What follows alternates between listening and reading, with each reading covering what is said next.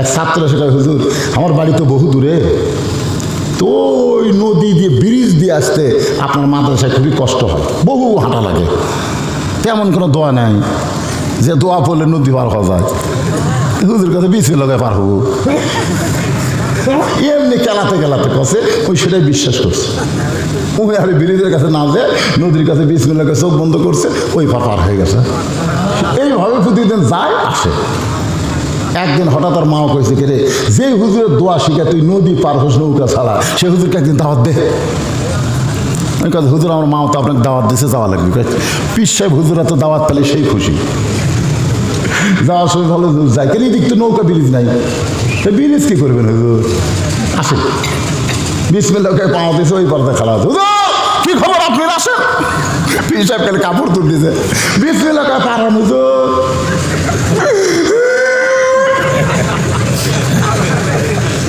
বাবা রে, আমি তোরে শুধু বলছি রে, কিন্তু আমি নিজের মধ্যে আমল নেই। আল্লাহ বলেছেন ইমা তাকুলু মালা তাফালুন, বক্তা আগে তোদেরকে তক্তা বানায় জাহান্নাম দেওয়া লাগবে। তোর কোন কথা ঠিক কি না? দীর্ঘ 17 বছর বাংলার জমিনে ওয়াজ করছি, টাকা চায়া দেয় কি যা দিছে ওপরে 100, ভিতরে খালি 10। 17 বছর বেকার দিছি আমি। হ্যাঁ, ওপরে একটা 500 টাকা লোন দিতে, ভিতরে খালি 10 দেওয়া, এই মোটা করে দিতে গুনা নেওয়া যায় নাই। কিন্তু আমিও থুছি। কিন্তু 2007 সালে আমার সাতকার সাহাবী যখন মারা গেল অ্যাক্সিডেন্ট করে, তখন চিন্তা করলাম ওই না মোরা যদি আমি মরতাম, শেষ শেষ, নামগন্ধই থাকতো না। আমি সেই দিন থেকে নিয়ত করলাম, কামাই কর্ম, টাকা নেমো, নবীর মাদ্রাসা আল্লাহর ঘর তৈরি কর্ম। বর্তমান 200 শতক জায়গার উপরে, আবার সেদিন কিনলাম 35 শতক। 35 শতক জায়গার দাম হলো 26 লাখ টাকা। চিন্তা করে দেখেন কি দামি জায়গা।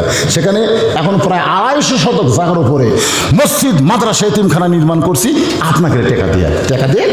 ঠিক, আমি চাই চিন্তা মাদ্রাসা চালাতে পারবো না, একটা টাকাও দান সদকা দেওয়া হয় না। সম্পূর্ণ আপনাদের যে টাকা দেন ওয়াজের পরে, সেই টাকাতে মসজিদ, মাদ্রাসা, এতিমখানা নির্মাণ করছি। এখন মরে গেলেও আমি মরবো না। তোর কথা কর না কেন, মরে গেলেও আমি মরবো না। হুজুরের মাদ্রাসা আছে, মসজিদ আছে, আল্লাহ যা তুই বেঁচে থাক। ঠিক ঠিক, কি ভাবতেছে ভাই রে, ব্যাগার কম দেয়নি ভাই, এক জায়গা দিছে নিচে খেয়াল উপরে সব। একজন খেতা বিছে দিয়ে হুজুর এটা থাকেন শীতের দিন তো আরামে শুয়ে আছি, বুঝলেন। একজন যা বলতেছে হুজুর খেয়ালকে আরো দিব, এমনি খালি খসখস করতেছে, খেয়ালকে আরো দেবো। আমি কি গরু যে খেয়াল খামো? তখন হুজুর এদিকে সব জানে, তা বলতে আমি গরু কি খেয়াল খাবো? হুজুর এত রাগ করছেন কেন? শীতের দিন হুজুর খেয়াল দিলে আপনি উষুম পাবেন, এই জন্য বলতেছি। আমি আলেমদের খুব ভালোবাসি তো, ওরা হাত ধরে বললাম ভাই আমি বুঝতে পারিনি, ভাই তুমি আলেমদের এত ভালোবাসো, বুঝতে পারিনি। তো সংসারের খবর কি? হুজুর 2 জামাই আইছে আপনার ওয়াজ শোনার জন্য। আমি জামাইকে খেয়াল কত দিচ্ছেন? হুজুর আপনি জানেন জামাইকে খেয়াল দেওয়া যায়? জামাই নিচে তোষক উপরে ও জামাইরে খেয়াল দেওয়া যায় না, বক্তারে আরো দিব।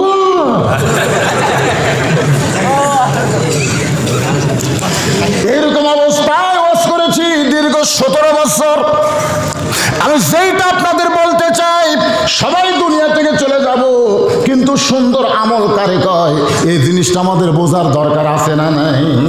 লিয়াবলুয়াকুম আইয়ুকুম আহসানু আমালান ওয়া হুয়াল আজিজুল গফুর। আল্লাহু আকবার। আমার ফারুক বলে রাখাল, আমার মধ্যে মুনাফিকের কি দেখলা? রাখাল বলতেছে তোমার মুখের সাথে মনের মিল নাই, তুমি সত্যি করে বলো তো আমি কি উটের মালিক? আমি যদি উটের মালিক হইতাম তুমি আমাকে রাখাল বললা কেন? আর যখন আমাকে রাখাল বলেছো তখন তোমার মন বলতেছে আমি উটের মালিক না। আর আমি যদি উটের মালিক না হই, রাখালের কাছে কেউ যদি আল্লাহর হস্তেও চায়, রাখাল দিবার পারবে? দেওতার পীর সাহেব কি মালিক না রাখাল? দেওতার পীর সাহেব মালিক, বজলুল রশিদ কি মালিক না রাখাল? হ্যাঁ, এই জন্যে আলপুরা দরবার শরীফে যিনি শুয়ে আছে উনি কি মালিক না রাখাল? কেউ যদি যায় বলে দাদা দাদা দাদা বড় বিপদে পড়ছি দাদা, সাথে সাথে ইয়া কানা বুধু ইয়া কানা স্টাইল বাতিল হয়ে যাবি। কে রে? চাওয়া লাগবে কার কাছে, তুই হাত পাতেছ কার কাছে? কেবল টেস্ট থেকে নামছি পাবনা, ইতিমধ্যে একজন দৌড়ে এসে হুজুর 100 টাকা দিয়ে হুজুর দোয়া করে, চকচকা টাকা, সেই সময় 100 পকেট থেকে কি দোয়া? হুজুর আমার বইয়ের পেটে বাচ্চা হয়েছে, আল্লাহ যেন পুত্র দেয়। আমি তো আমার খবর জানি, পকেট থেকে 200 বার করে দিলাম। হুজুর তো ঠিক আছে দোয়া, এই পাগলা, আমি 3টা মেয়ের বাপরে, আমার দোয়াতে বেড়াফের হলে তাহলে আল্লাহ আগে আমার দিত। আমার বইয়ের পেটে যখন বেড়াফের হয়নি তখন তোর বইয়েরটা হবে না। তবে হুজুর তার আমার টাকা আমার দেন, আপনি ডাব নিলেন, আপনার ডাব নিলেন। ওরে যখন টাকা দিলাম মারছে দৌড়, পিছন দিক থেকে হাত ধরে বললাম কোথায় দৌড়াস? বলে সেই হুজুরের কাছে যাবো যার বেটা সওয়াল আছে। আমি কইলাম কোনো হুজুর না, কোনো পীর না, কোনো মাজার নয়, পাইতে যদি চাও ইমানকে ক্লিয়ার করো, কেবল মাত্র আল্লাহর কাছে চাও। ইয়াকা নাবুদু, একমাত্র চাইতে হবে কার কাছে? রাখাল বলে পথিক, সত্যি যদি উটের দুধ চাও, এখান থেকে মালিকের বাড়ি হলো 10 মাইল দূরে। ওই মালিকের বাড়ির গিয়া বলো রাখাল, ও মালিক, তোমার রাখাল উট আর দুম্বা চড়াই, তুমি যদি হুকুম দাও তাহলে রাখাল আল্লাহর হস্তে উটের 1 পেয়ালা দুধ দেবে। ওমর ফারুক বলে রাখাল ভাই, অত দূর কষ্ট করে মালিকের বাড়ি যাওয়ার দরকার নাই, বরং তোমাকে 2টা টাকা দিলাম, এই 2টা টাকার বিনিময়ে তুমি উটের 1 পেয়ালা দুধ দাও। রাখাল চারিদিকে তাকায়, উমরকে কি দেখো? রাখাল বলে পথিক, তুমি কি জানো হযরত উমর আল্লাহর কোরআন দিয়ে রাষ্ট্র চালায়? তুমি কি জানো? উমরের গুপ্ত বাহিনী যদি দূর থেকে দেখ পারবাই তুমি আমার 2 টাকা ঘুষ দিছে, আর মালিক বাদ আমি তোমাকে উঠে 1 পেয়ালা দুধ দিলাম, তাহলে তোমাকেও ধরবে আমাকেও ধরবে, এই বয়সে কি তুমি ধরা পড়বার চাও? ওমর ঘর করে রাখাল ভাই, আসলেই তাই রে, উমরের গুপ্ত বাহিনীর কথা আর মনেই নাই রে। আমরা 2 জন পাহাড়ের গুহার মধ্যে যাই, তোর গোপনে 2টা টাকা দিব, তুই গোপনে উঠে 1 পেয়ালা দুধ দিবি।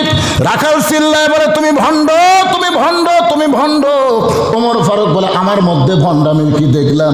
রাখাল কান্দারে পথিক রে, যেখানে উমরের গুপ্ত বাহিনী দেখবার পায় না, আমার মালিক জানতে পারে না, সেখানে রাখালের আল্লাহ দেখতে পায়। যেখানে কেউ দেখে না সেখানে কে দেখে? তাহলে যারা একজন 10টা ভোট মারছে, 1 লাখের ওই কিন্তু মনে করছে কেউ দেখতেছে না। কথা কন না কেন, কেউ দেখতেছে? শুধু 2টা জিনিস খেয়াল করবেন। কয়টা? 2টা। 1 নম্বর হলো কেউ না দেখলেও কে দেখতেছে? আর কেউ না দেখলেও এই 2 কান্দের ফেরেশতা কিন্তু দেখতেছে না। তাহলে আপনি দরজা জানলা বন্ধ করে কম্বলের মধ্যে, যুবকেরা কি দরজা বন্ধ করে চালু করছে, মোনাজাত করতেছে, সব মোনাজাত করে।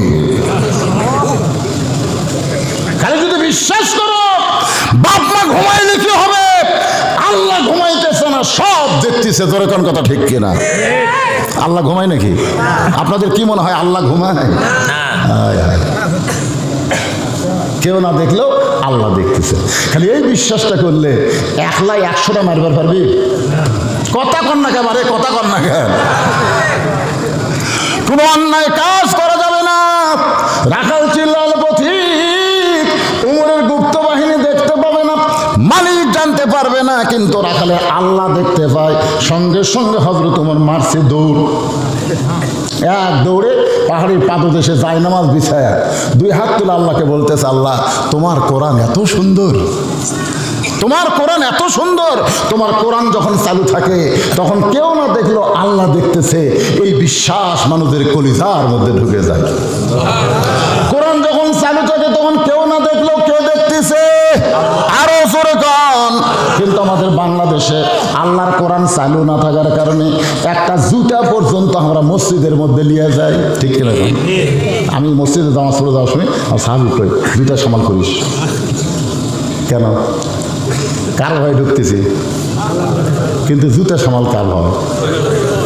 কথা কয় না। আপনারা বলেন তো, আল্লাহর কোরআনের আইন যদি চালু থাকতো, চুরি করলে চোরক সাইজ করো, এই আইনটা চালু থাকলে জুতা নয় সোনার টোফলাও যদি মসজিদের দরজা থাকে, কেউ কোনোদের হাত দিয়ে প্র্যাকটিস করতো না। দিত দিবের গেলি আল্লাহর কোরআন বলতো। একটু মনোযোগ দেবেন। ওমর ফারুক যখন কাঁদতেছে এমন সময় রাখাল পেছনে এসে বলতেছে পথিক যতই কান্দো উটের দুধ আমি তোমাকে দিবার পারলাম না। ওমর ফারুক বলে রাখাল ভাই উটের দুধের কোনো দরকার নাই, বরং তোমার কাছে আমি জানতে চাই তুমি না দেখে আল্লাহকে কলিজার মধ্যে জায়গা দিয়া আল্লাহর কোরআন অনুযায়ী চলতেছো, এর বিনিময়ে তোমার চাহিদা কি? একটা চাহিদা আছে না নাই? মনে করেন মামুনুল হক বর্তমানে জেলখানার বন্দি আছে, কেউ জিজ্ঞেস করে মামুনুল হক তুমি যে জেলখানার বন্দি আছো তুমি তো চুরি করনি ডাকাতি করনি, তাহলে হক কথা বলার কারণেই তুমি জেলখানার। কেউ যদি বলে হুজুর ওই একটা মেয়ে মানুষটা ধরা পড়ছে, মামুনুল হক কিন্তু বলছে আল্লাহর শপথ এটা আমার বউ, তখন এক সাংবাদিক বলতেছে তাহলে কাবিন। আপনারা বলেন তো শাকিব খান ওই যে দুটা ছেলের বাপ আছে, ওই যে বিয়ে করছে, এটা বাংলার কোনো লোক জানে? আমাকে বগুড়ারই কিন্তু জামাই। অপু সরকার বলল 7 বছর আগে শাকিব খানের সাথে বিয়ে হচ্ছে, ছেলের বয়স 2.5 বছর। হায় হায়। এরপরে আমার বুবলি এসে কইল 3 বছর আগে আমার বিয়ে হচ্ছে, সাওয়ালের বয়স 1.5 বছর। কে রে? এই লুচ্চা এখন পর্যন্ত ধরা পড়েনি। জোরে কোন কথা কন না কেন? কথা কন।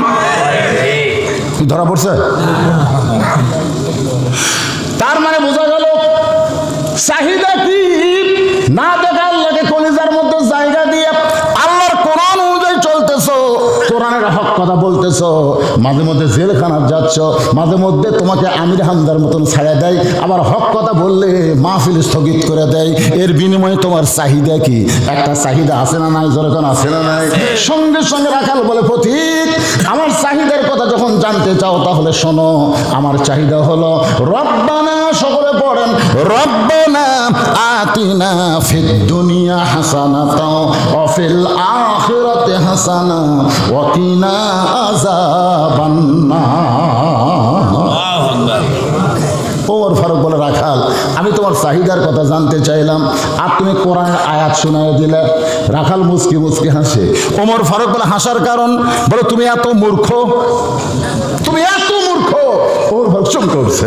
আপনারা বলেন তো ওমর ফারুক কি মূর্খ? আল্লাহ রাসূল বলেছে আমার পর কেউ যদি নবী হতো লাউ কানা ওমর। রাখাল বলতে তুমি এত মূর্খ মিয়া, আমি আয়াতে কি বললাম তুমি জানো না? এই আয়াতের মধ্যে আমার 2টা চাহিদা। কয়টা? 2টা। 1 নম্বর চাহিদা হলো মহামানব, রব্বানা আতিনা ফিদ দুনিয়া হাসানা। দুনিয়ার সৌন্দর্য হলো মহামানব হযরত উমরকে আমি এক নজর দেখতে চাই। এটা হলো আমার দুনিয়ার চাহিদা, যে উমর আল্লাহর আইন দিয়ে রাষ্ট্র চালায়, যে উমরের কারণে আজকে না দেখা আল্লাহকে আমি কলিজার মধ্যে জায়গা দিয়ে আল্লাহর কোরআন অনুযায়ী চলতেছি। সেই মহামানব হযরত উমরকে যদি একটা বার দেখতে পাইতাম আমার দুনিয়ার চাহিদা আল্লাহ পুরা করতো। এখন বলেন তো ভালো নেতা দেখার চাহিদা করা দরকার আছে না নাই? দরকার আছে না? কি নেতা? আর দরকার কি নেতা? তাহলে সামনে ইলেকশন যত আসবে ভালো নেতা দেখার চাহিদা করবেন। যেই নেতা খালি ভাষণ দিয়া মাহফিল থেকে যাবে না, ভাষণ না দিয়া ঘন্টার পর ঘন্টা মাহফিলে বসে থাকবে। ধরে কোন ঠিক কিনা? আমার ভাইকে বললাম ভাই যে কয়টা মাহফিল আমি আপনাকে দেখছি আপনি তো ওয়াজের শুরু থেকে শেষ পর্যন্ত থাকেন, এমনকি কতগুলো মাহফিলে যা আদায় হয় ওটা পর্যন্ত উনি লেখার লোক নাই। তা আজকে থাকবেন না কেন ভাই? তোকে না হুজুর আজকে থাকা পারবো না, আজকে চলে যাবো। আমার মনটা তো খুব খারাপ হলো। হ্যাঁ আসলে থাকবেনি না, মন খুবই খারাপ হলো। আমি বললো না ভাই আজকে থাকবো না, চলে যাবো। না এটা তো এই নেতার কাজ না। আছে না নাই? যখন আছে না নাই নেতার কোনো মোশন না নিয়ে সুতার মতন মোশনে বক্তার সমস্ত আলোচনা শোনার মতন ধৈর্য আল্লাহ যাদের দেয় এদেরকে হযরত ওমরের মতন নেতা হিসেবে আল্লাহ কবুল করুক। বলে দেন আমিন। জোরে আল্লাহুম্মা আমিন। লিল্লাহি তাকবীর। 1 নম্বর চাহিদা হলো মহামানব হযরত ওমরকে আমি এক নজর দেখতে চাই। আমার 2 নম্বর চাহিদা হলো আমি রাখাল যখন মরে যাব প্রথম রাখালকে আল্লাহ যেন জান্নাত দেয়। কয়টা চাহিদা? সঙ্গে সঙ্গে ওমর ফারুক রাখাল হাতটাই আমাদের তাকালে ধরে 3 বার চুমা খাচ্ছে। রাখাল কয় পাগল নাকি, আমার ঘামা হাতে 3 বার চুমা দিলে। ওমর ফারুক বলে রাখাল আল্লাহ তোমার 2 নম্বর চাহিদা পুরো করছে। মরার সঙ্গে সঙ্গে আল্লাহ তোমাকে একটা জান্নাত না 8টা জান্নাতের দরজা খুলে দিবে। জোরে কোন সুবহানাল্লাহ। ইন্নাল্লাযীনা ক্বালু রাব্বুনাল্লাহু সুম্মা ইসতাকামু তাতানাজ্জালু আলাইহিমুল মালায়েকা আল্লা তাখাফু ওয়া লা তাহজানু ওয়া আবশিরু বিল জান্নাতিল্লাতী কুনতুম তুআদুন। রাখাল মুসকে মুসকে হাসে। ওমর ফারুক বলে, রাখাল মরার সঙ্গে সঙ্গে আল্লাহ তোমারে জান্নাত দেবে, এ কথা শোনার পরে সুবহানাল্লাহ না বলে মুসকি মুসকি হাসো কেন? তোমার মুখত কি সুবহানাল্লাহ নাই? রাখাল বলে, প্রতীক তুমি আমাকে পাগলা মনে করছো। মরার পরে জান্নাত দিবে এই বাকি কথা তুমি ভালোই কইলে, কিন্তু হযরত উমরকে আমি এক নজর দেখতে পাবো, এই কথা বলতে তোমার কোন জায়গার বাজে? মরে গেলে জান্নাত, টাকা দিল 10 বেস্ট ফসা ফস, এসব বক্তা আওয়াজ করে পারে। মরার পরে জান্নাত এই বাকি কথা ভালোই কইলে, কিন্তু হযরত ওমরকে আমি এক নজর দেখতে পাবো, সেই নগদ কথা বলতে তোমার কোন জায়গাত বাজে? ওমর ফারুক চিন্তায় পড়ে গেল, আমি যে ওমর, এই কথা রাখালকে কেমনে বলবো? যে রাখাল আমাকে তওবা পড়াছে, জোরে কোন কি পড়াইছে? যে রাখাল আমাকে মুনাফিক কইছে, আমাকে ভণ্ড কইছে, এখন যদি বলে আমি ওমর, বলাও সারা, রাখাল হাত ফেল করে মরাও সারা। যদি খালি বলে আমি ওমর রে, যে কি করছে? তওবা পড়াছে, জোরে এখন কি করছে? মুনাফিক কইছে, ভণ্ড কইছে। ওমর ফারুক চিন্তায় পড়ে গেলেন, এখন আমি কি করব? এমন সময় আল্লাহর কোরআন বলতেছে, দুইলা সাবিলি রাব্বিকা বিল হিকমা। ওমর তুমি তো ওমর, এটা ডাইরেক্ট না বলে এর নাম হলো হিকমত। টাঙ্গাইলে ওয়াজ করতে গেলাম, টাঙ্গাইল কালীগঞ্জ থানা, কালীহাতি থানা ওয়াজ করতেছি। আমি একসময় বললাম, মেয়ে মানুষের জোরে কোরআন তেলাওয়াত করাও জায়েজ নেই। মেয়েরা জোরে কথা বললে, পরপুরুষ শুনলে পর্দার খেলাফ হয়ে যায়। মানে এত মেয়েরা চিল্লাচিল্লি করতেছে, ওদেরকে থামানোর জন্য ওয়াজ করছি। আমি কি ভুল করছি? ঠিকই করছি। কিন্তু ইতিমধ্যে এক ছেলে পাইছে, এক মেয়ে বলছে, হুজুর মেয়েরা জোরে কথা বললে যদি পরপুরুষ শোনা না জায়েজ হয়, তাহলে প্রধানমন্ত্রী জাতির উদ্দেশ্যে যে ভাষণ দেয়, এটা শোনা কি? মানে এমন একটা প্রশ্ন করছে, মাননীয় প্রধানমন্ত্রী জাতির উদ্দেশ্যে যখন ভাষণ দেয়, এটা শোনা জায়েজ না হারাম? এখন যদি আমি বলি হারাম, আপনারা বলেন তো ভাই, ওই কালীহাতি থেকে আমি বগুড়া আসতে পারবো? যৌবনের ওই পারি আমার সাইজ করি, ধরে কার কথা ঠিক করে আমি চিন্তা করলাম, এটা ডাইরেক্ট বলা যাবে না, এটা হিকমত মারা লাগবে। ধরে কারণ কি মারা লাগবে? আপনারা বলেন তো হিকমত আছে না নাই? ওমর ফারুক বলেন, রাখাল সত্যিই যদি হযরত ওমরকে দেখতে চাও, তাহলে তোমাকে ফজরের নামাজ সামনে কাতারে আদায় করা লাগবে। ফজরে যদি সামনে আদায় করতে পারো, মেহরাবের দিকে লক্ষ্য করে দেখবা, যে মানুষটা ইমামতি করতেছে ওই মানুষটি হলেন হযরত ওমর। আল্লাহর কোরআন দিয়ে যখন রাষ্ট্র চলবে, তখন প্রত্যেকটা নেতাকে মুসল্লি হলে চলবে না, নেতাদের ইমাম হওয়া লাগবে। আরে না দেখেন না শোনেন, কিন্তু ঠিক কথাটা তো বলবেন। আল্লাহর কোরআন দিয়ে যখন বাংলাদেশ চলবে, প্রত্যেকটা নেতাকে আগে কি হওয়া লাগবে? মসজিদের ইমাম হওয়া লাগবে। জোরে বলেন, কি হওয়া লাগবে? নেতারা যদি ইমাম হয়, তাহলে জায়েদ খান ইমামদের লুচ্চা বলতে পারবে? এই শালা ইমামরা বলতে পারবে? সব নেতা ইমাম, ওর চাপা ভেঙ্গে দিবি। জোরে কোন কথা ঠিক কি না? কিন্তু আমরা গরিব মানুষ যায়, প্রত্যেকটা ইমামই হলো গরিব মানুষ ভাই। একটু মনোযোগ দেন। ওমর ফারুক বলে, রাখাল সত্যি যদি ওমরকে দেখবার চাও, তাহলে ফজরের নামাজ তোমাকে সামনে কাতারে আদায় করা লাগবে। রাখাল ফোঁপায় ফোঁপায় কান্দে। ওমর ফারুক বলে, কান্দো কেন? বলে, আমি বারান্দায় নামাজ পড়ি, আমি মসজিদের ভিতরে ঢোকার সাহস পাই না। ওমর ফারুক বলেন, বারান্দায় নামাজ পড়ো, মসজিদের ভিতরে ঢোকার সাহস পাও না কেন? বলে, মসজিদের ভিতরে নবীর দামি দামি সাহাবী, ওই দামি দামি সাহাবীর মধ্যে আমি রাখাল কেমনে যাই, এই জন্য আমি বারান্দায় নামাজ পড়ি ভাই। ওমর বলে, রাখাল তুমি কম দামি, আর মসজিদের মধ্যে নামাজ পড়ে বেশি দামি, এই কথা তোমাকে বুঝাইল কে? আল্লাহর কথা হলো, ইন্না আকরামাকুম ইনদাল্লাহি আতকাকুম, ওই ব্যক্তি সবচাইতে দামি হয় যার কলিজার মধ্যে আল্লাহর বেশি ভয়। আপনারা বিশ্বাস করবেন, অনেক বক্তাকে আল্লাহ জাহান্নামে নিয়ে যাবে, অনেক শ্রোতাকে আল্লাহ জান্নাত দিবে। মনে করেন আমাকে আল্লাহ নিয়ে যাচ্ছে জাহান্নামে, জিব্বা সেই লম্বা করছে, ওই যে মাছ ধরার বসি জিব্বার মধ্যে ঢুকে দিয়েছে। আমার মাথার টুপি দাড়ি লাল, কালো জিব্বা করে আমি আছি, হাঁপটাই নিয়ে টেনে জাহান্নামে নিয়ে যাচ্ছে, আর আপনারা জান্নাতে যাচ্ছেন। যাওয়ার সময় বলতেছেন, হুজুর হুজুর আপনার ওয়াজ শুনে আমরা 5 ওয়াক্ত নামাজ ধরছি, আপনার ওয়াজ শুনে আমরা আল্লাহর হুকুম আমল করি, আল্লাহ আমাকে জান্নাত দিল, আর আপনি জাহান্নামে কেন? তখন আল্লাহ বলবে, তোরা শ্রোতা, ওই বক্তা, ওই খালি বকে গেছে, আমল করেনি। তো ওই ব্যক্তি সম্মানিত যার কলিজার মধ্যে আল্লাহর ভয় বেশি। নিচে বসে আছেন দেখে আপনারা কম দামি, চেয়ারে বসে আছেন দেখে আমি বেশি দামি, এইটা মনে করা যাবে না। কে কম দামি বেশি দামি এটা প্রমাণ হবে তাকওয়ার ভিত্তিতে। জোরে কোন কথা ঠিক কিনা? যার তাকওয়া বেশি, আল্লাহর ভয় বেশি, সে আল্লাহর কাছে সম্মানিত বেশি। তুই বারান্দার নামাজ পড়িস, তুই কম দামি, আর মসজিদের মধ্যে নামাজ পড়ে এরা বেশি দামি। এই কথা তোমারে কে বুঝাইলো? রাখাল রে, উমরকে যদি দেখতে চাও তাহলে ফজরের নামাজ তোমাকে সামনে কাতারে আদায় করা লাগবে। রাখাল বলতেছে, আজকে ফজরের নামাজ সামনে কাতারে আদায় করতে গেলে এশার নামাজ পড়ে আর আমি বাড়ি যাচ্ছি না। মাইক হঠাৎ নষ্ট করলে গে? নষ্ট হয়ে গেছে তো, আমি বুঝতেছি না, যেটা আসলে সেটা দাও। একটা লোকও কমপ্লেন করেনি, মাইক ভালো চলতেছে না, হাত দিলাম। খুঁজে দেখেন, ওই এশার নামাজ পড়েনি, খুঁজে দেখেন। হাসলে হবি কেবা? মনে কষ্ট নিয়েন না। বাংলাদেশের এই মিডিয়া ম্যানেরা আর মাইকওয়ালারা যদি নামাজি হতো, বক্তাকে ওয়াজের তাসির ভালো হতো। আমরা এশার নামাজ পড়লো, এরা গটগট করে গল্প করলো, টাঙ্গাচ্ছে কি?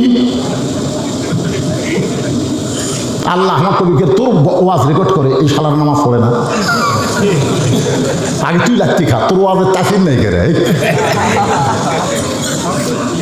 আর মাই কালার নামাজ পড় না। না মন খারাপ করতেছেন? এরা সবচাইতে আমাদের বন্ধু আপনজন, সবচাইতে।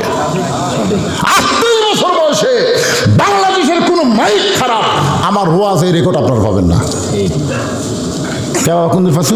একটাই বক্তা, মাইক লে কোনো কথা নেই। কেন তোর গলা যদি ভালো না হয়, মাইক ভালো হয়ে কি লাভ? বাংলাদেশে 2টা বক্তা, একজন চলে গেছে আল্লামা সাইদি হুজুর, ওনার গলার স্কেল ওই ছোটবেলাও দাম, বুড়া বেলাও দেয়, আমার একই অবস্থা। শুনে দেখেন, আজ থেকে ওই 7 সালের ক্যাসেট আর বর্তমানে 24 সালের ক্যাসেট, একই ক্যাসেট। মাইকত কোনো ভলুম টলম দেওয়া লাগবে না, যেটা আছে মাশাল্লাহ। শুনে পাচ্ছেন না ভাইজান? ওই মারা দিছে হাত।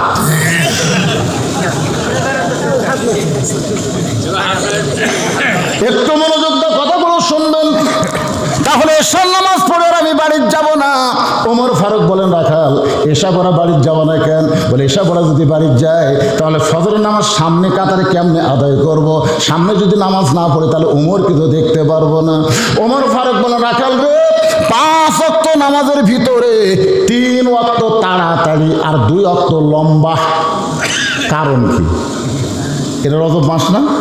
5 ওয়াক্ত নামাজের মাস। আপনারা বলেন তো, 3 ওয়াক্ত কি তাড়াতাড়ি না আসর মাগরিব এশা? তাড়াতাড়ি। আসর শেষ হতি কিছুক্ষণ পরে মগরিব, মগরিব শেষ না হতি কেবল 2-1 কাপ চা খাচ্ছে আর এশার আজান দিয়েছে। যদি 50 ওয়াক্ত নামাজ আমাকে নবী নিয়ে আসতো, এই 24 ঘন্টার মধ্যে 50 ওয়াক্ত, এমনি এই 3 ওয়াক্ত একটু তাড়াতাড়ি হয়ে, তাই আমাদের বিরক্ত লাগে। তো কথা লাগে কে লাগে না? ওমর ফারুক বললেন, এশা থেকে ফজর, ফজর থেকে জোহর, এই 2 ওয়াক্ত লম্বা কেন? রাখাল বলতেছে, আমি তো জানি না।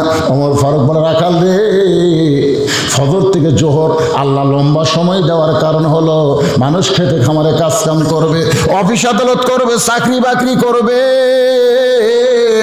ব্যবসা বাণিজ্য করবে।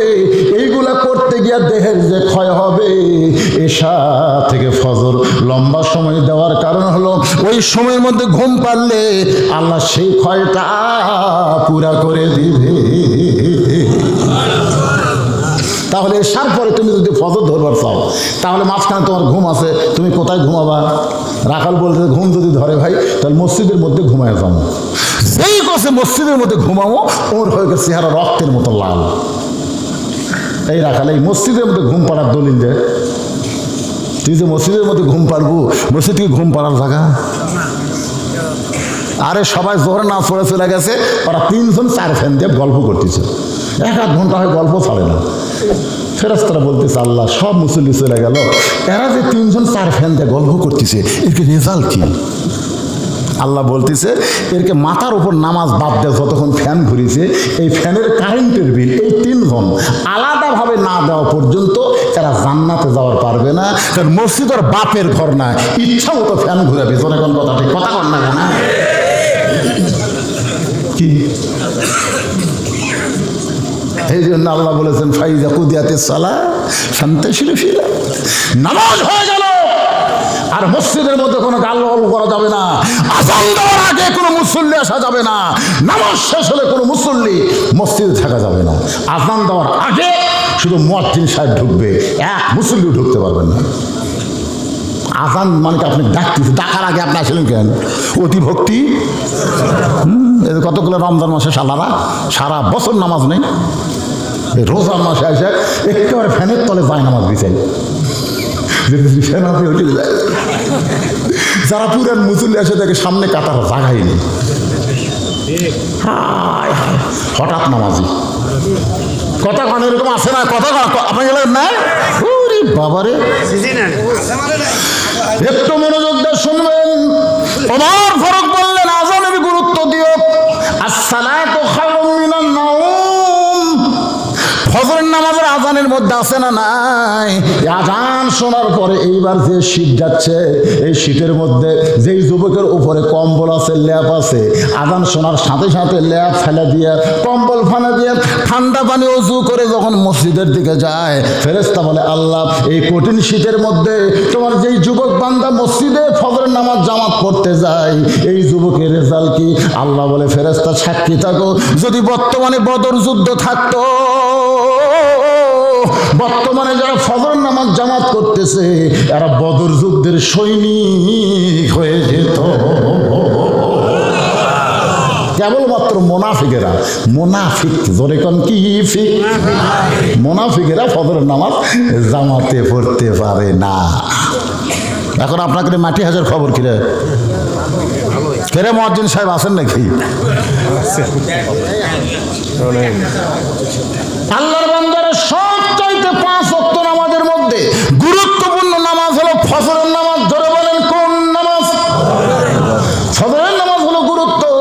রাখাল এতদিন বারান্দায় নামাজ পড়তো, আজকে সামনে কাতারে নামাজ পড়বে।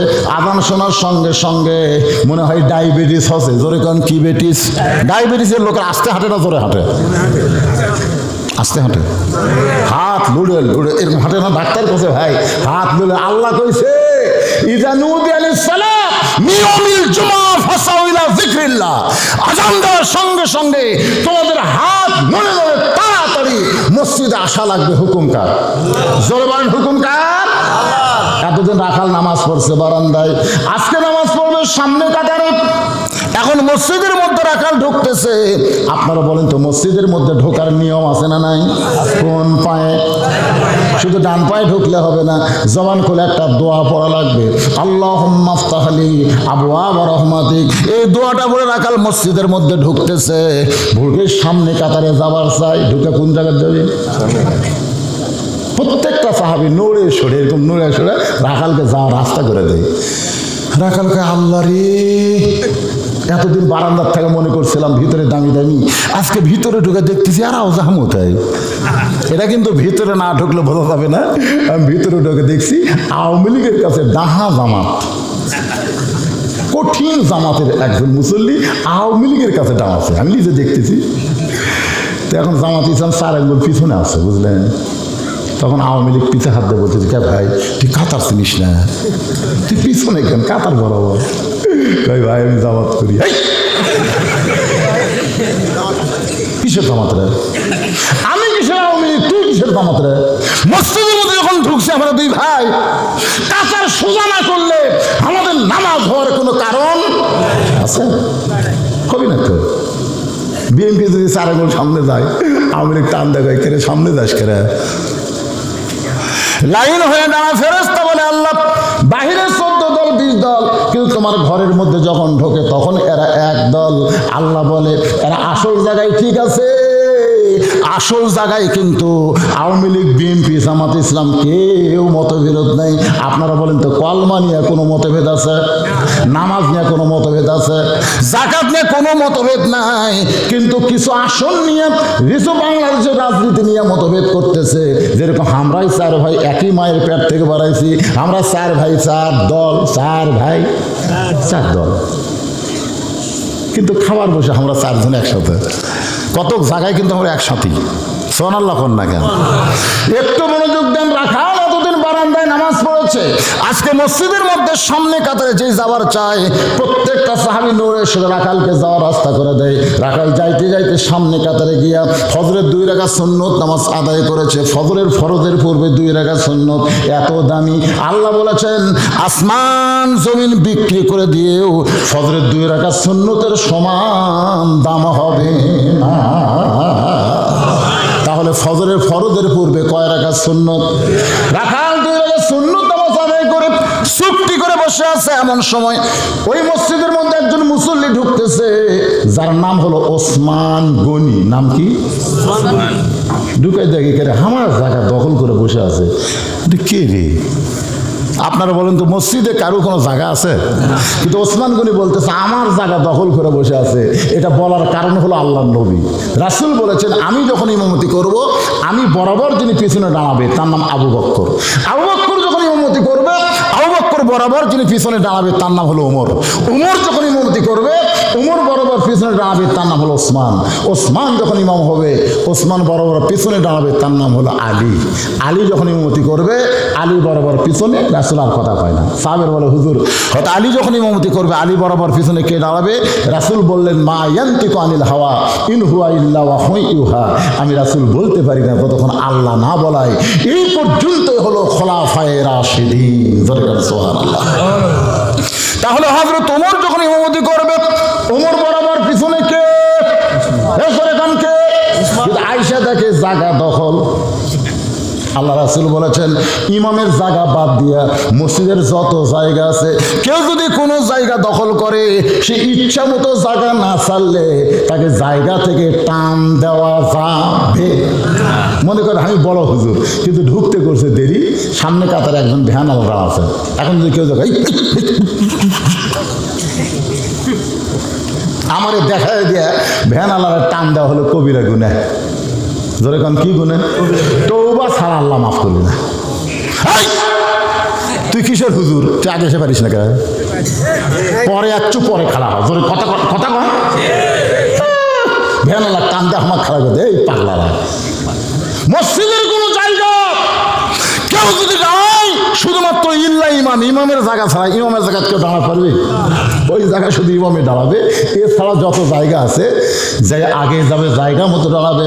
ওসমান গনি রাখালের পাশে গিয়ে দেখে সামান্য ফাঁকা জায়গা, ওই ফাঁকা জায়গার মধ্যে দাঁড়ায় ফজরের 2 রাকাত সুন্নত নামাজ আদায় করে। রাখালের দিকে 3 বার তাকাইছে। জোরে কোন কয়বার?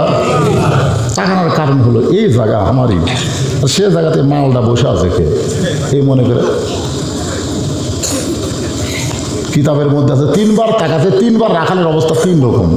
প্রথম তাকাতে, দ্বিতীয়বার যে, তৃতীয়বার যেই তাকাচ্ছে বারবার আমার দিকে কি দেখিস মিয়া? ওসমান গনি ভয়ে থরথর করে খাড়া হচ্ছে। রাসূল বলেছেন হায়াউন ওসমান। ওসমান হলো সবচাইতে সরম এবং নরম। ওসমান গনি দাঁড়িয়ে বলতে, ভাইজান আমি পরপর 3 বার তোমার দিকে তাকাইছি, তুমি এত গরম হওয়ার কারণ কি? তোমার পরিচয়? বলে আমার পরিচয় হলো আমি একজন রাখাল। যে বলেছে আমার পরিচয় আমি একজন রাখাল, ওসমান গনি মুস্কি মুস্কি হাসতেছে। মুস্কি মুস্কি হাসার কারণ হলো যারা রাখাল হবে তাদের ভাষা নরম হলে চলবে না, রাখালের ভাষা সব সময় গরম হওয়া লাগবে। যারা রাখাল হবে তাদের ভাষা কি? আরো জোরে। আল্লাহ রাসূল বলেছেন প্রত্যেকটা পুরুষ মানুষকে, প্রত্যেকটা অভিভাবককে রাখালের দায়িত্ব দিয়ে আল্লাহ দুনিয়াতে প্রেরণ করছে। প্রত্যেকটা অভিভাবককে আল্লাহ কিসের দায়িত্ব দিছে? রাখালির দায়িত্ব দিছে। হয়তো বলতে হুজুর আমার তো কোনো গরু ছাগল নাই, তাহলে আমি কার রাখালি করব? আপনি চোখ বন্ধ করে দেখেন, আপনার 45 বছরের একটা গাভী আছে। আপনি চোখ বন্ধ করে দেখেন, আপনার 22 বছরের একটা আড়ে আছে। আপনি চোখ বন্ধ করে দেখেন, আপনার 17 বছরের একটা বকন আছে। হয়তো বলতেছেন হুজুর আপনি কি ভুল বলতেছেন, 45 বছরের গাভী হলো আপনার বউ, আর 22 বছরের আড়িয়া হলো আপনার বেটা, আর 17 বছরের বকনা হলো আপনার মেয়ে। এই তিনটার উপরে আপনার রাখালি করার দায়িত্ব আছে না নাই? যেরকম আছে না না? আপনার আগের উপর দায়িত্ব কি জানেন? 7 বছর থেকে নামাজের তালিম দেওয়া লাগবে, 10 বছর থেকে ওকে জোর করে নামাজ ধরান লাগবে। যেরকম কথা ঠিক কথা কর না কেন? তাহলে আপনার আগে সারাদিন যে ঘুরতেছে, ফোরজি মোবাইল নিয়ে সারাদিন ঘুরতেছে, আপনি বাবা হিসাবে আপনার ছেলের উপর আপনার রাখালির দায়িত্ব আছে না? আছে না? আপনার বউ 45 বছরের গাভী, আপনি এশার নামাজ মসজিদে পড়লেন, নিয়ত করছেন বাড়ি যা দেখবো আমার বউ হয়তো যায় নামাজের উপরে দাঁড়ায় আছে, না হয়তো তসবিহ তেলাওয়াত করতেছে। ও বাবা, বাড়ির পাঁচে দেখেন আপনার ঘরের মধ্যে থেকে হরি হরি হরি হরি লুলু করে, আমার বাড়ির মধ্যে থেকে ঘর থেকে হরি হরি লুলু কি আসে দেখেন 45 বছরের গাভী স্টার জলসা জি বাংলা দেখতেছে। এখন স্টার জলসা জি বাংলা যদি আপনার গাভী বউ দেখে, তাহলে আপনার রাখালি করার দায়িত্ব আছে না নাই? যার স্টার জলসা জি বাংলা দেখতেছিস, ওই ভারত 400 বছরের পুরাতন বাবরি মসজিদ ভাঙ্গে ওই জায়গায় রাম মন্দির তৈরি করেছে। মুসলমান তাদের জীবনের চাইতো মসজিদকে বেশি ভালোবাসে। তোর কোন কথা ঠিক কিনা? ভারতে কি জায়গা নেই? এরকম জায়গা আছে না নাই? তাহলে জায়গা থাকতে মসজিদ ভাঙ্গা ওই জায়গায় রাম মন্দির কেন বানালো? তুই আমার বউ হয়ে সেই ভারতের স্টার জলসার মাধ্যমে পূজার নাটক দেখবি, আমার বউ হয়ে মারা লাগবে না, খালি 3-4 দিন এই ব্যায়াম করেন। ওই কবি তওবা করতেছে, জীবনে আর স্টার জলসা দেখবো না। কি কন রাখালি করার দায়িত্ব আছে? কথা কন না কেন? রাখালি করার দায়িত্ব আছে না? আপনি জানেন ভারত আমাকে কলজা পা দিয়েছে জানেন? আল্লাহর ঘর বাবরি মসজিদ ভাঙ্গে সে জায়গায় রাম মন্দির বানালো। আর আজকের মাহফিলতে ঘোষণা করতে চাই, আমাদের ঘরে ইন্ডিয়ার কোন চ্যানেল চলবে না। ধরে কোন কথা ঠিক না? তারা এই পক্ষে একমত, 2 হাত তোলবার আল্লাহকে দেখান। হাত নামান। আর এই বউ, এই বউগুলো কি করবেন? না হাত আর করা নয়, বউ কার? আপনার বউ। আপনি রাখালি করবেন। রাখালি করা মানে পিটা লয় রে, গরু আবাদের দিকে যাচ্ছে, খালি আপনি এই গরু, আরে ধাপ, গরু পিছন দিকে তাকে দেখি লাঠি ঘুরাচ্ছে, গরু মারা লাগলো না। আল্লাহ রাসূল রাখালি করছেন। 9 বছরের মেয়ে ফাতেমা হাতের মধ্যে চুরি দিয়ে মুচকি মুচকি হাসতেছে। আল্লাহ রাসূল ঘরে না ঢুকে ঘর থেকে বাইরে গেলেন। ফাতেমা চমকে গেল, যেই বাবা ঘরের মধ্যে ঢুকে আমাকে মা মা বলে আদর করে, সেই বাবা কেন ঘরের মধ্যে ঢুকলো না? বারান্দায় গিয়ে দেখে নবী কাঁদতেছে। ফাতেমা বলে, বাবা কি দুঃখ আপনার মনে, এমন করে আপনি কেন কাঁদতেছেন? রাসূল বলে, ফাতেমা যে দুনিয়াতে সাজবে মা, আল্লাহ তার আখিরাতের সাজ কমায়া দিবে। ফাতেমা তুমি নবীর মেয়ে বলে তুমি জান্নাতি, এইটা কখনো মনে করবা না। জান্নাতে যদি যাবার চাও, তাহলে জান্নাতের আমল করে তোমাকে জান্নাতে যেতে হবে। সঙ্গে সঙ্গে ফাতেমা 9 বছরের হাতের 2টি চুড়ি খুলে ফাইলা দিস। নবী দৌড়ে গিয়ে চুরি 2টা কুড়ায় আমার পকেটে ঢুকালেন। ফাতেমা বলে, বাবা যেই চুরি হাতে দেওয়ার কারণে আপনি ঘরত গেলেন না, সেই চুরি ফেলে দিলাম, আপনি পকেটে ঢুকালেন। আল্লাহ রাসূল বলে, ফাতেমা আয় আমার কাছে আন। নবী ফাতেমার কপালে চুমা দিয়ে বললেন, মা এই 2টা চুরি আমি যত্ন করে রাখবো। ফাতেমা বললেন, কেন বাবা? চুরি বাইরে, তোর নাকে একদিন নাক ফুল পরাই দেব, তোর কানে কানের দুল পরাবো, তোর গলার মালা পরাবো। ফাতেমা বলে, বাবা কবে? আল্লাহ রাসূল বললেন, যেদিন তোমার বিবাহ হবে। ও ফাতেমা, মেয়েরা কেবলমাত্র এক ব্যক্তির জন্য সাজতে পারবে, সেই ব্যক্তি হলো তার স্বামী। যেদিন তোমার স্বামী হবে, তুমি তুমি যত খুশি সাজবে স্বামীর মনে আনন্দ দিবে। ধরে কারো সুবহানাল্লাহ। তাহলে আমার মেয়ে শুধু সাজবে কার জন্যে? কথা কয় না। এখনই সাজা গুজা হেল করে কিলকিল করে গোটা মাটি হাঁস ঘুরতেছে কার জন্যে?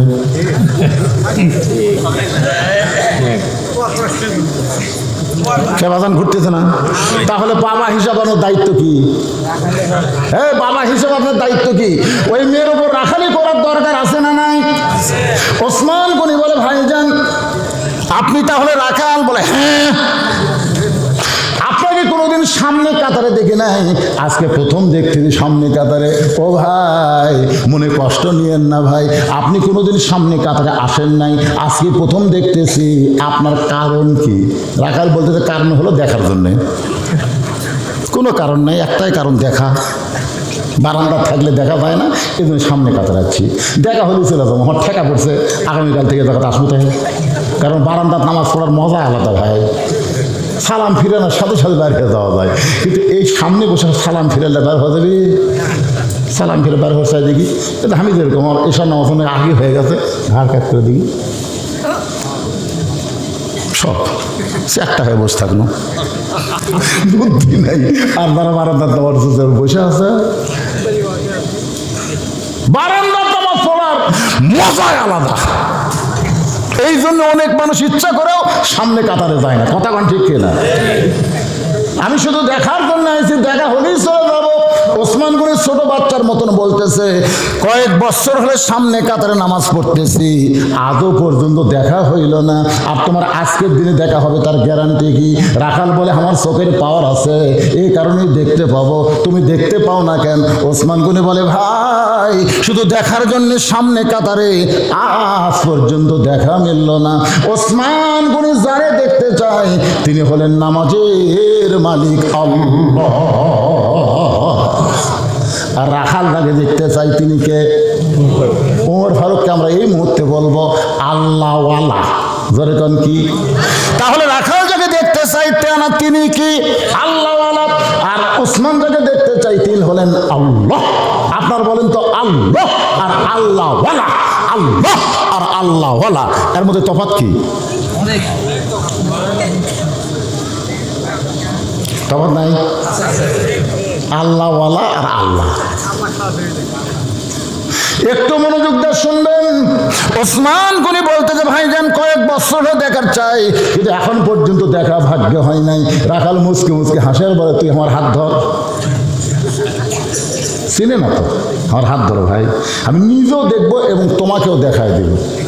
সঙ্গে সঙ্গে ওসমান গনি হাত ধরে বলতেছে ইয়া আইয়ুহাল্লাযীনা আমানু তাকুল্লাহা ওয়া কুনু মা'আস সাদিকিন। এই ইমানদারেরা, আল্লাহর ভয় যদি কলিজার মধ্যে রাখতে চাও, একজন সাদিকিন সত্যবাদী আল্লাহওয়ালার তোমরা সাথী হও, মুরিদ হও। এ কথা নাই, সাথী হওয়ার কথা আছে। এখন কি আমাকে একজন এসে বলতেছে হুজুর আপনার কার্ড দেন, কার্ড। আমাকে বলতেছে হুজুর কার্ড দেন, কে দুটো রাখবো? আমি কইলাম আমার সাহাবীর কাছে আছে। আমি তো বলতে পারতাম আমার খাদিমের কাছে আছে। যখন খাদিম বলতাম তখন ওই লোকটা মনে কষ্ট পাইতো, হুজুর আমার খাদিম করো পারে। কিন্তু বিশ্বাস করেন আজ পর্যন্ত এই 38 বছর ওয়াজের মাধ্যমে আমার মাথাতেও হাত দিয়ে পারছে, আমার পাঁওতেও হাত দিতে পারছে এমন বাপের বেটা এই বাংলাদেশত নেই। আমার মাথা টিপে দেওয়া লাগবে, পাও টিপে দেওয়া লাগবে, বুড়া আঙ্গুল টেনে দেওয়া লাগবে, চোখ টানা লাগবে, এইরকম করে বাপের বেটা বাংলাদেশে নাই। আমি খেদমত যদি লাগে বউ দেখই টাকা 500 ধর, 1 ঘন্টা খেদমত কর। সব কিন্তু আমার ওয়াজে রেকর্ড হচ্ছে, হচ্ছে কি হচ্ছে না? টাকা 500 ধর, 1 ঘন্টা খেদমত কর। মরদ মানুষ দিয়ে মরদ মানুষ খেদমত দেওয়া হারাম। আল্লাহ বলেছে আমি 10 বছর রাসূলের কাছে ছিলাম, কোনদিন রাসূল কয় না আনাস 1 বান্দা পানি এনে দে। কোনদিন রাসূল কয়নি এইটা কেন করলে, এইটা কেন করলাম। আর আমরা কতগুলা হুজুর হুজুর ব্যাগ টানাই, এই জুতো ঠিক এই পানি করবে কি? বাংলাদেশের কেউ বলতে পারবে না বলছিত কারোর মাধ্যমে এরকম একটু সামান্যতম খেদমত করে লেছে সে মরদ আমি না। যেদিন আমি পারবো না আমি ওয়াজত থেকে বসে যাবো। তোর কোন কথা ঠিক? আমি বলছি আমার সাহাবীর কথা যাও, সাহাবী সাথী, খাদিম নয়। ও কোন সবাই বলেন ওয়াকুনু মা'আস সাদিকিন। ওসমানের চোখটা দর দর করে পানি পড়তেছে। আল্লাহ নিজের যোগ্যতাই দেখতে পাইনি, আজকে আল্লাহ এই ব্যক্তিটা আমাকে দেখায় দিবে। সুবহানাল্লাহ কোন, যে যেমন তার মনটাও তেমন। ওসমান গনি রাখালের হাতটা ধরে বসে আছে। কিছুক্ষণ পরে যখন জামাতের সময় হয়ে গেছে, এমন সময় মুয়াজ্জিন সাহেব আকামত দেওয়া শুরু করছেন। যেই মাত্র আকামত দেওয়া শুরু করেছেন, আকামত শব্দের অর্থ হলো দাঁড়িয়ে যাওয়া। কত কামাতিস সালাহ, কত কামাতিস সালাহ, নামাজ দাঁড়িয়ে গেছে। আল্লাহু আকবার, আল্লাহু আকবার করে যখন আকামত শুরু করেছে, রাখাল খালি বারবার মেহরাবের দিকে তাকায়। মেহরাবের মধ্যে হযরত ওমর, কিন্তু রাখাল বারবার তাকায়। যে মুয়াজ্জিন সাহেব বলছে কত কামাতিস সালাহ, কত কামাতিস সালাহ, সঙ্গে সঙ্গে রাখাল আল্লাহু আকবার। ওসমান গনি রাখালের হাত ছাড়া দিচ্ছে। হাত ছাড়া দিয়ে বলতে, কে রে ভাই, ইমাম সাহেব ভুল করলে মানুষ লোকমা দেয়, এখন আকামতই শেষ হয়নি আর তুমি আল্লাহু আকবার করে লোকমা দিলে। রাখালকে এই জন্য তো তুই কানা রে, এই জন্য তুই কানা, তুই দেখ পারছিস না। বল আমি কি জন্য লোকমা দিলাম, আমি লোকমা কেন দিলাম মিয়া তুমি জানো না? এই কথা যেই মাত্র রাখাল কইছে, সঙ্গে সঙ্গে দ্বিতীয় কাতার থেকে একজন সাহাবী দৌড়ে এসে রাখালের হাতটা ধরে হ্যাঁচকা টান দেয়, বলে এই পাগল, তোকে সামনে দেখি আমার গন্ডগোল লাগছে, তুই যে মানুষটাকে কানা কানা বলতেছিস, তিরস্কার করতেছিস, এই মহান মানবকে তুই চিনিস? রাখাল চিল্লায় বলে, আমি বারান্দাত নামাজ পড়ি, আমি ভিতরে কাউরে চিনি না। সাহাবী চিল্লায় বলে, পাগল, যেই মানুষটাকে তুই কানা কানা বলতেছিস, ওই মানুষটি হলো আল্লাহর নবীর ডবল জামাই ওসমান গনি। আল্লাহ নবীর কি জামাই? জোরে কান, কি জামাই? রাসূলের 4টা মেয়ে ছিল, 4টা মেয়ের 2টা মেয়েকে ওসমান গনি পর পর বিয়ে করেছে। প্রথম বিয়ে করেছিলেন রোকেয়াকে। রোকেয়া যখন হিজরত করার কারণে অসুস্থ হয়ে মারা যায়, তখন নবী ছিলেন মক্কায়। ওসমান গনি কয়েকদিন আগে আবিসিনিয়া থেকে মদিনায় চলে আসছে, ওই আবহাওয়া সহ্য করতে পারে নাই। রোকেয়া যখন মরে গেল, আল্লাহর নবী কিন্তু তখন ছিল মক্কায়। মদিনায় হিজরত করার পরে ওসমানকে দেখতে পায়, বারবার নবী খুঁজতেছে, বারবার নবী খুঁজতেছে। ওসমান গনি বলে, নবী গো, আপনি কি খোঁজেন? বলে, আমার কলিজার টুকরা রোকেয়া কোথায়, আমার কলিজার টুকরা রোকেয়া কোথায়? এখান থেকে বোঝা গেল নবী গায়েব জানে না যতক্ষণ আল্লাহ না জানা। সোনালা কর না কেন, নবী গায়েব জানে? তাহলে রোকেয়ারে কেন খুঁজতেছে? ওসমান গনি বলে, রাসূল আল্লাহ বেয়াদবি নিবেন না, আপনার কলিজার টুকরা রোকেয়া আজ কয়েকদিন আগে দুনিয়া থেকে বিদায় নিয়েছে, তাকে দাফন করে আপনার সামনে দাঁড়াইতে আমার বড় লজ্জা হয়। রাসূল নিচের দিকে তাকায়, ওসমান রে, মনে কষ্ট নিস না বাবা, আমার আর একটা মেয়ে আছে, আর একটা মেয়ে আছে কুলসুমা, আমি সেই মেয়েটা তোর সঙ্গে বিয়া দিয়ে তোকে আমার জামাই জারি রাখতে চাই। সঙ্গে সঙ্গে তার ডিগ্রি হলো জুন্নুরাইন, 2টা নূরের অধিকারী। এক বক্তা ওয়াজ করতে বলতেছে, রাসূল হলো মাটির তৈরি, রাসূল হইল মাটির তৈরি। এই বক্তা এক সময় বলতেছে ওসমান জুন্নুরাইন। বক্তা ওয়াজ করে যখন ঘরতে আসলাম, বললাম, ভাইজান, রাসূল মাটির তৈরি, এ কথা তোমার ওয়াজ করবার কে কইছে? কই হুজুর কইলাম। তাহলে তার জামাইকে জিন্নুরাইন কেন কইলা? বলে 2টা নূরের অধিকারী। 2টা নূরকে? রাসূলের 2 মেয়ে। তো রাসূলের 2 মেয়ে যদি নূর হয়, তাহলে বাপ কেমনে মাটি হয়? আল্লাহ রাসূলকে নূর বলাটাই উত্তম, নূরের তৈরি বলা দরকার নাই। রাসূল হলো নূর। সোনাল্লাহ খান না কেন, রাসূল নূর বলাতে কোনো আপত্তি নেই, কিন্তু কিসের তৈরি এই নিয়ে আমাকে তর্কাতর্কির কি আছে? দরকার আছে? অন্ধকারে একটা মানুষ যখন লাইট নিয়ে আসতেছে, আমরা কি বলি? ওই দেখো আলো আসতেছে, আলো আসতেছে। আসলে কি আলো আসতেছে না নিয়ে আসতেছে? আলোর বাপেরও ক্ষমতা নেই, আর একা একা এসে পারে, আলোক নিয়ে আসা লাগে। তো যখন কাছে আইছে, তখন আপনি দেখতেছিল, রে এটা আমাকে দেখেন আব্দুল্লাহ রে। তা আপনি বলেন তো, আব্দুল্লাহ যখন আপনার কাছে লাইট দেখা হলো, তখন আপনার কাছে লাইটের দাম বেশি না আব্দুল্লাহর দাম বেশি? কথা বল না কেন, কার দাম বেশি? তা আল্লাহ রাসূলকে সরাসরি আমরা নূর বলবো না, রাসূলকে বলবো নূরওয়ালা। নূরওয়ালা, সিরাজাম মুনিরা। অন্ধকার ছিল পৃথিবী, রাসূলের মাধ্যমে আল্লাহ আলোকিত করেছেন। জোরে কান সুবহানাল্লাহ। এটা হলো রাসূলের কাছে লাইট। এই কোরআন হচ্ছে লাইট। যিনি নিয়ে আইছেন তিনি হচ্ছেন আব্দুল্লাহ, আব্দুহু ওয়া রাসূলুহু। ধরে কান সুবহানাল্লাহ। এখন আপনারা বলেন তো, রাসূল দামি না কোরআন দামি? রাসূল দামি, কোরআন রাসূল দামি, রাসূল দামি। কোরআনের চাইতে রাসূল কোটি কোটি গুণ দামি। খালি 100 গুণ করে আপনি ভুল করছেন। হুজুর কাদ জাআকুম মিনাল্লাহি নূরুন ওয়া কিতাবুম মুবিন, সূরা মায়েদার 15 এটা কি সাংঘর্ষিক হলো না? কোনো সাংঘর্ষিক নেই। আসলে বুঝলে বুঝপাতা, না বুঝলে তেজপাতা। যদি ক্লিয়ার করতেন প্লিজ। আমি তো যেটাই বলতেছি, রাসূল হচ্ছে নূর ওয়ালা, কোরআন হচ্ছে নূর, রাসূল হচ্ছে বহনকারী। রাসূল নূর নিয়ে এসেছেন, সেই নূর হচ্ছে কি? কোরআন। মনে করেন লাইট, আল কোরআনের আলো সব জায়গায় জানো, ঠিক কিনা বলেন?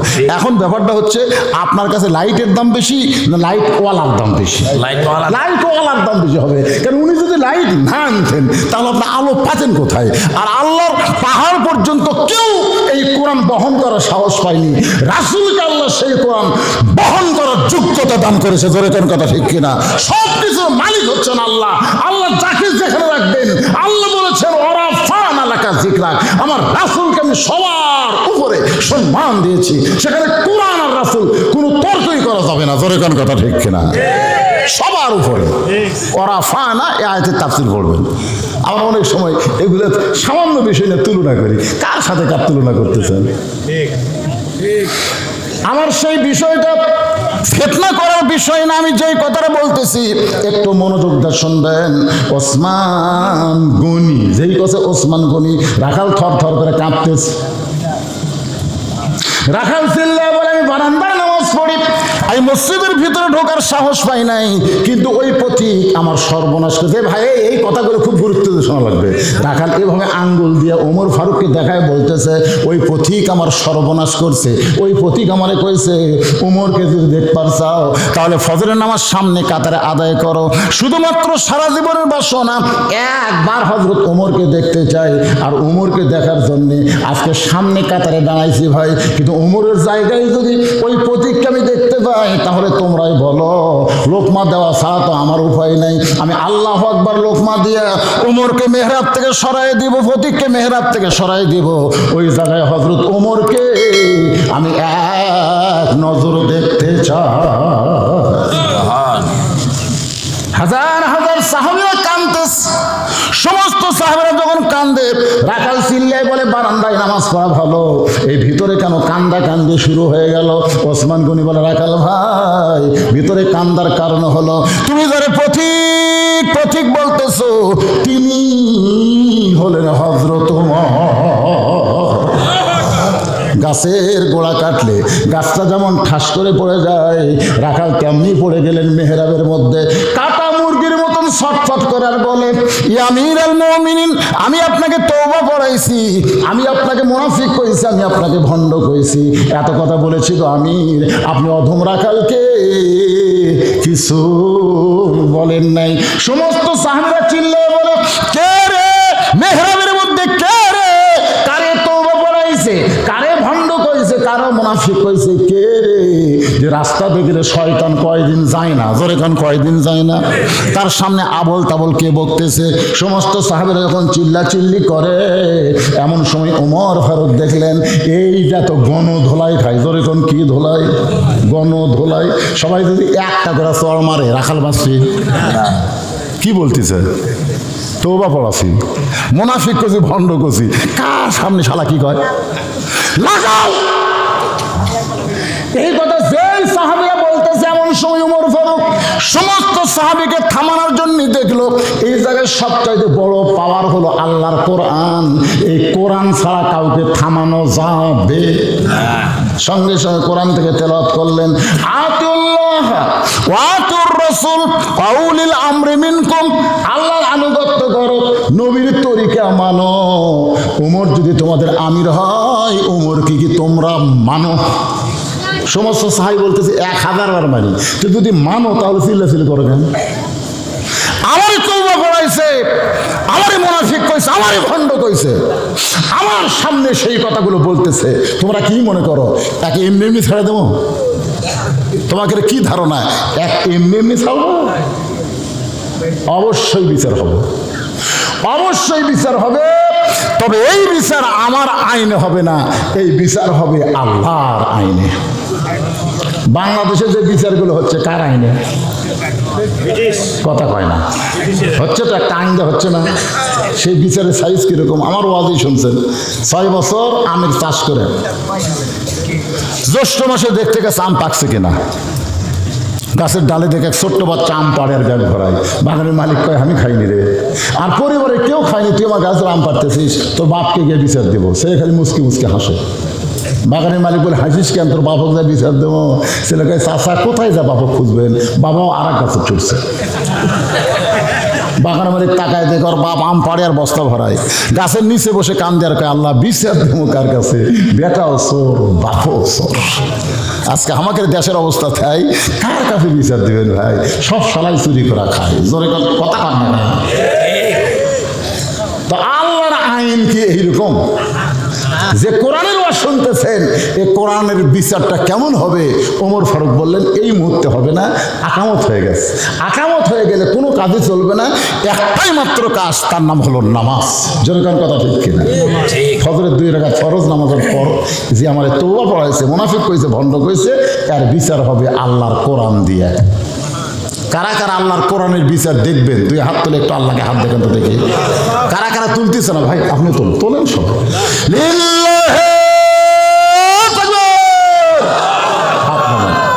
আল্লাহর কোরআনের বিচার আজকে নিজের চোখে দেখেন। ফজরের 2 রাকাত ফরজ নামাজের পর 2 রাকাত ফরজ নামাজ পড়াতে ওমর ফারুক যখন ইমাম, তাহলে 10 মিনিট লাগবে। যাই যেমন ইমাম তার নামাজ তেমনই হয়, জোরে কোন ঠিক কিনা? হ্যাঁ, তো 10 মিনিট আগে ফজর শেষ হয়ে 10টা মিনিট ওমর ফারুক সাহাবীদের নামাজ পড়ুক। আর এই সুযোগে এই মাদ্রাসার জন্য কোরআনের ভালোবাসার পাগলগুলোর কাছে আমি একটু 2খানা হাত বাড়ায় দিলাম ভাই। কারণ এই মাদ্রাসা চালাবার গেলে আপনাদের বাজেট থেকে আল্লাহ তাআলা যতটুকু দেয় সেই দিয়ে মাদ্রাসা চলে, জোরে কোন ঠিক কিনা? এই জন্য আল্লাহর বান্দারা যারা এখানে বসে আছেন, আমি আপনাদের কাছে সবচাইতে বড় দান, সবচাইতে বড় দান হলো আল্লাহর এই নবীর মাদ্রাসায় একটা কোরআন, একটা কোরআন। আপনি যদি চান হুজুর আমি 10টা কোরআন দিব, একটা কোরআন বাবদ মাত্র 500। সামনে কাতারে বসে রাখাল ছোট বাচ্চার মতন ফোফায়া ফোফায় কানতেছে, হাজার হাজার সাহাবী তাকায় আছে। ওমর ফারুক বিচার করবে, ইন্নাল্লাহা ইয়ামুরুকুম আন তুআদ্দুল আমানাতি ইলা আহলিহা ওয়া ইযা হাকামতুম বাইনান নাস আন তাহকুমু বিল আদল। জোরে কোন সুবহানাল্লাহ। বিচারকের আসনে বসে বিচারক নিজের ইচ্ছা মতো বিচার করলে হবে না, বিচার করতে হবে আল্লাহর আইনে। জোরে কোন কার আইনে? এক টানে রাখালকে উঠালেন, সামনে কাতারে বসে আছিল তো এক টানে উঠায়া বুকের মধ্যে চাইপা ধরে কপালে একটা চুমা দিলেন। সমস্ত সাহাবীরা চিল্লায় বলে আমির আল মুমিনিন, যে আপনাকে তওবা পড়াইছে, যে আপনাকে মুনাফিক বলেছে, যে আপনাকে ভণ্ড বলেছে, তাকে আপনি কুৎসা না করে, তাকে আপনি ধমক না দিয়ে, তাকে আপনি শাস্তি না দিয়ে আপনি তাকে বুকের মধ্যে জড়ায় ধরে কপালে চুমা দিলেন। ওমর ফারুক চিল্লায় বলে সাহাবীরা রে, রাখালের এত কথা হজম করার পিছনে একটাই মাত্র কারণ, আমি দুনিয়ার শ্রেষ্ঠ আমল আইয়ুকুম আহসানু আমালা, এই দুনিয়ার শ্রেষ্ঠ আমল হলো রাখালকে দেখি নাই, রাখালের ভিতর আমার আল্লাহর কোরআন দেখতে পাই। নামাজ কিন্তু শ্রেষ্ঠ আমল না, রোজা শ্রেষ্ঠ আমল না, শ্রেষ্ঠ আমল হলো আল্লাহর কোরআন অনুযায়ী আমাদেরকে চলা। জোরে কোন ঠিক কিনা? যে আমলের পরীক্ষা হবে। জি মাদ্রাসার সদস্য বর্তমান ওয়ার্ড মেম্বার, এই গ্রামেরই সন্তান 2000 টাকা নগদে দান করেছে হাসান মাহমুদ মেম্বার সাহেব। আপনি গরুর জন্য 5,000 টাকা দেন আগামী বছর। আলহামদুলিল্লাহ মেম্বার সাহেব আগামী বছর গরুর জন্য 5 গ্রামের, তো কোনো গ্রামের লোকেরা চাপ দেওয়া পারবে না মোর্শেদ ভাইয়ের মতন। তিনি গ্রামে, ওনার গ্রামে আমি দাওয়াত নিলে উনি কি ওই অন্য গ্রামের মতো দিলে হবে? ওই গ্রামে আলাদা হবে একটা দেওয়া হবে। তো মেম্বার সাহেব উনি 5,000 টাকা আগামী বছর গরু বাবদ করছে দান। আল্লাহ মেম্বার সাহেবের দানকে কবুল করেন। জোরে করে আমিন। গরু আদায় করে যারা হেরে গেল নাকি এই কাগজ কলম দিয়ে সব কুটি গেল না কাগজ কলম লিখছে ওই যে লিখছে এটি 2 জামাই 2000 দিচ্ছে মসজিদুল এখানে 2 জামাই 2000 হ্যাঁ কার জামাই মসজিদুল ভাইয়ের জামাই মসজিদুল জি আচ্ছা জামাইরা সব ভালো দান করতে ইনশাল্লাহ গরু হয়ে যাবে যারা এখনো দান করেননি আপনারা দান করবেন ইনশাল্লাহ আল্লাহ পাক সকলকে কবুল করুক জোরে কোন আমিন আমাদের ফজরের নামাজ জামাতে আদায় করতে হবে আমি এখানে কিন্তু এশার নামাজের আগে আইছি এশার নামাজ ইমামতি করছি ঠিক না ইচ্ছা করলে আমাকে 9টায় দিবার পারতেন ইচ্ছা করলে আমাকে 9:30টায় দিবার পারতেন কিন্তু আপনারা ইচ্ছা করে আমাকে 10টায় দিলেন আমি ইচ্ছা করে 12টা পর্যন্ত ওয়াজ করলাম আমি ইচ্ছা করি এখন 1:45 বাজতেছে আমার মোনাজাত করা লাগতেছে এরপরে আপনাকে ইচ্ছা হলো তাবারক দেওয়া জোরে এখন ঠিক কি না আল্লাহ পাক দীর্ঘ সময় আমাদেরকে আজকের জান্নাতের বাগানে কবুল করছেন চেয়ারম্যান সাহেব বসে আছেন সভাপতি সাহেব বসে আছেন আমরা সবাই দোয়া করব ইস্তেগফার পড়ে আস্তাগফিরুল্লাহ রব্বি মিন কুল্লি জামবি ওয়া তুবু ইলাইহি লা হাওলা ওয়ালা কুওয়াতা ইল্লা বিল্লাহিল আলিয়্যিল আযীম মোনাজাতের পরে তাবারক দেওয়া হবে তাবারক নেওয়ার সময় জায়গাতে যে ছোট এটা আবার লাইন মাইন করা মেলা অনেক কষ্ট হবে তারপর আপনারা সুশৃঙ্খলভাবে তাবারক নেবেন হইচই করবেন না সবাই তাবারক নিয়ে যাবেন বরকতের খাদ্য মনে করে যতটুকু দেয় ততটুকু নেবেন বারবার নেওয়ার চেষ্টা করবেন না আল্লাহুম্মা আমিন আমার সাবেক চেয়ারম্যান শামসুল ভাই উনি গরু বাবদ 1000 টাকা দান করবে আল্লাহ কবুল করেন আয় আল্লাহ তাআলা সেই মাগরিবের নামাজের পর থেকে গভীর রাত পর্যন্ত তোমার পাগল বান্দা বান্দিরা আরামের বাড়ি ঘুমকে বাদ দিয়া কোরআন হাদিসের মহব্বত কলিজার মধ্যে নিয়া এই জান্নাতের বাগানে বসে বসে কোরআন হাদিস আলোচনা শোনার শেষে আমি গুনাহগারের সঙ্গে রহমতের দরজায় ফকির হয়ে দোকানে হাত তুলেছে মেহেরবানি করে আজকের মাহফিল আমাদের সকলের হিদায়াতের জন্য নাজাতের জন্য জান্নাতের জন্য কবুল করো এই মাহফিলের শুরু থেকে শেষ পর্যন্ত যত আলোচনা হয়েছে আল্লাহ এর মধ্যে যদি ত্রুটি হয় ভুল হয় মাফ করে দিও এর যা হাদিয়া মঞ্জুর করো সোনার মদিনায় নবী পাকের রওজা মুবারকে আল্লাহ কবুল করো মদিনা কত সুন্দর নাম মদিনা মদিনার মানুষটা কত সুন্দর ইমানের হালে কেউ যদি একবার চাঁদ মুখটা দেখতে পায় আল্লাহ তার জন্য জাহান্নামের আগুন হারাম বানায় দেয় কত স্বপ্ন দেখেছি জীবনে এমন একটা স্বপ্ন আমাদের দেখার তৌফিক দিও আল্লাহ যেই স্বপ্নে নবীজির সোনা মুখ আমাদের নসিব হয় আল্লাহ তামাম আম্বিয়ায়ে কেরাম আসহাবে কেরাম তাবিনী কেরাম তাবিনী কেরাম তামাম পৃথিবীর মাটির নিচে যত মুমিন মুমিনা শুয়ে আছে আল্লাহ সকলের ওয়াফরে হাদিয়া কবুল করো আল্লাহ আমরা যারা হাত তুলেছি আমাদের জনম দুঃখনী মা যাদের কবরে গেছে মা যে কত বড় নিয়ামত যাদের মা নাই তারাই বুঝতেছে 23 সালের 25 ডিসেম্বর আমার মা দুনিয়া থেকে বিদায় নিয়েছে আল্লাহ গো